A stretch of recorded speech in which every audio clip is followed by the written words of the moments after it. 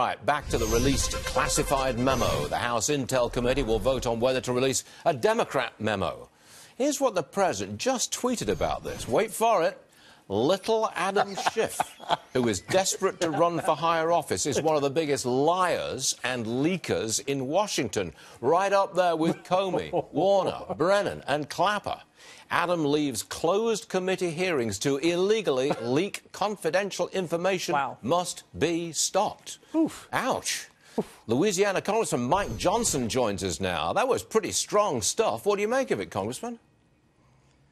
Pretty strong language, but there's a lot to object to in the way the Democrats are handling this right now. You know, the majority on the Intel Committee did vote to allow the Democrats or the minorities memo to be circulated to all House members for any of us to read it who want to do that. They're going through the exact same process, the exact same timing as was done for the majorities memo. So I'm not sure what Schiff and the rest of the Democrats could really complain about here. We're just trying to bring about some transparency. We think the American people have a right to see these things and to make their own conclusions. So you want to see, like the rest of them, we want to see all the memos, including the one from the Democrats, right? You want to see that out there?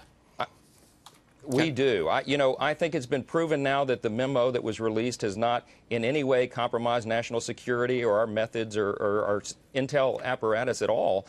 And I think the same could be said for the Democrats' memo. We're for allowing the truth to be followed and taking it where it leads. I don't think there's anything to hide here, and I think the Democrats' memo should be reviewed by the American people. Let's let the truth come out. I think the people are owed that service. Now, we also hear that Chairman Nunes, he's talking about a second memo. This one deals with the State Department, nothing to do with the election so much as a separate issue with the State Department. Is this going to reach up to the Secretary of State at the time, Hillary Clinton? Well, we don't know yet. I'm not on the Intel Committee. I'm on the Judiciary Committee, and we have oversight over a lot of these areas. So we're deeply concerned about it.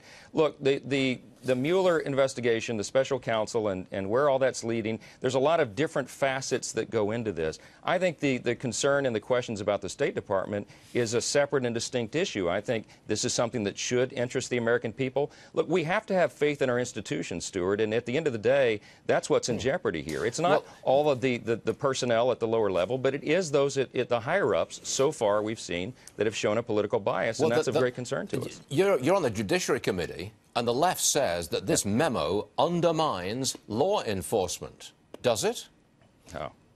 Not at all. No. It was one of these finite questions. You know, was as we're calling it now, the dirty dossier, the Steele dossier, was that used in an inappropriate way to obtain a warrant to spy on an American citizen? The fact is that it was, and that's a specific issue. It's a segregated matter that we have to look into, but it's relevant to these overall concerns. We didn't sacrifice in any way national security, law enforcement, or any of the rest. We're talking about whether or not there's a political bias on the part of the people that make these big decisions on behalf of all of us. That should concern every American citizen. I think it does, and I think we're going to get down to the bottom of this. Congressman Mike Johnson, thanks very much for joining us on a Monday morning. Appreciate it. Thank you.